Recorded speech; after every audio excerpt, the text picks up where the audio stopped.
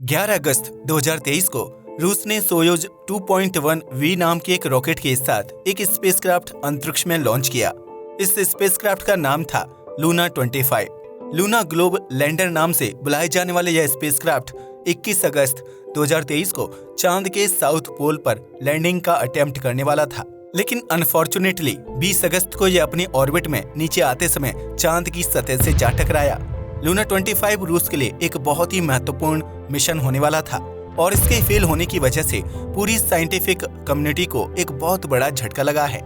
आज के इस वीडियो में हम आपको लूना 25 के इसी क्रैश के बारे में बताने वाले हैं, इसलिए इस वीडियो को अंत तक जरूर देखिएगा। पिछले कुछ सालों से चांद पर स्पेसक्राफ्ट भेजने के लिए दुनिया भर के देशों के बीच एक रेस लगी हुई है। अमेरिका, रूस, चीन, भारत, जापान सारे ही देश चांद पर अपने अपने स्पेसक्राफ्ट लॉन्च कर रहे हैं और चांद पर अपना ज्यादा से ज्यादा कब्जा जमाने की कोशिश कर रहे हैं। आपको जानकर हैरानी होगी कि नासा इसी साल चांद पर करीब 3 स्पेसक्राफ्ट भेजने वाला है।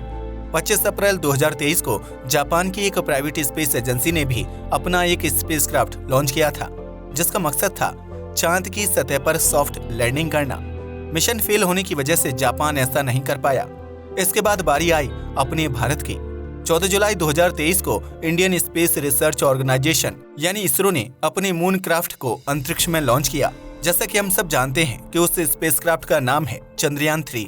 चंद्रयान 3 को चांद पर सॉफ्ट लैंडिंग करने में करीब 40 दिनों का समय लगना था और फॉर्चुनेटली यह मिशन अभी के हिसाब से परफेक्ट जा रहा है। 5 अगस्त को इसरो ने चंद्रयान 3 को सक्सेसफुली चांद के ऑर्बिट में दाखिल करा दिया था, लेकिन इसके 6 दिन बाद ही रूस की स्पेस एजेंसी रोसकॉस्मोस ने अपने लूनर स्पेसक्राफ्ट को अंतरिक्ष में लॉन्च किया। इस स्पेसक्राफ्ट का भी मकसद चांद के साउथ पोल पर सक्सेसफुल सॉफ्ट लैंडिंग करना था। भारत और रूस के बीच मानो एक स्पेस रेस लग चुकी थी, क्योंकि यह दोनों ही स्पेसक्राफ्ट ऑलमोस्ट एक ही समय पर चांद पर लैंड होने वाले थे।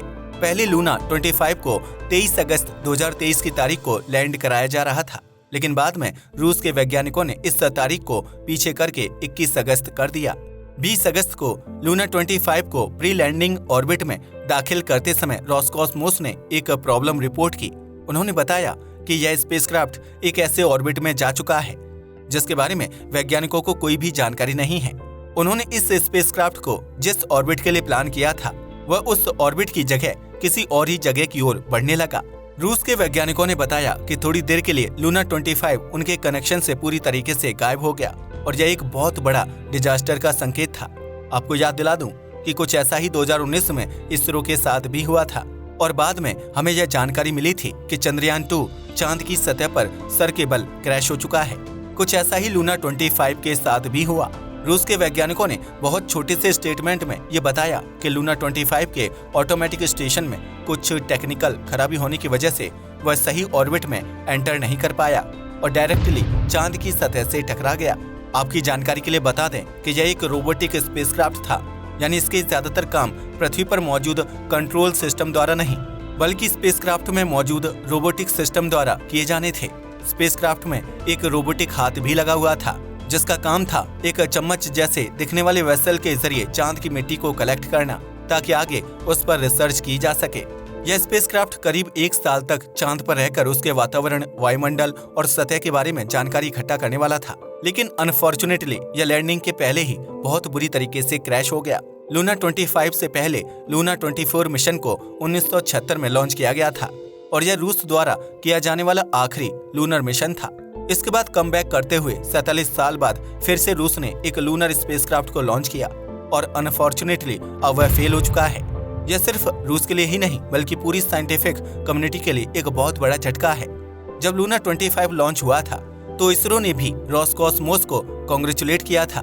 रोसकॉस्मोस के मुताबिक इस स्पेसक्राफ्ट को बनाने में करीब $200 मिलियन का खर्चा आया था। इसके अलावा वैज्ञानिकों और इंजीनियर की एक बहुत बड़ी टीम ने इस स्पेसक्राफ्ट पर सालों तक काम किया था। पहले इस स्पेसक्राफ्ट को 2021 में लॉन्च किया जाना था, लेकिन पोस्टपोन होते होते यह 2023 तक पहुंच गया।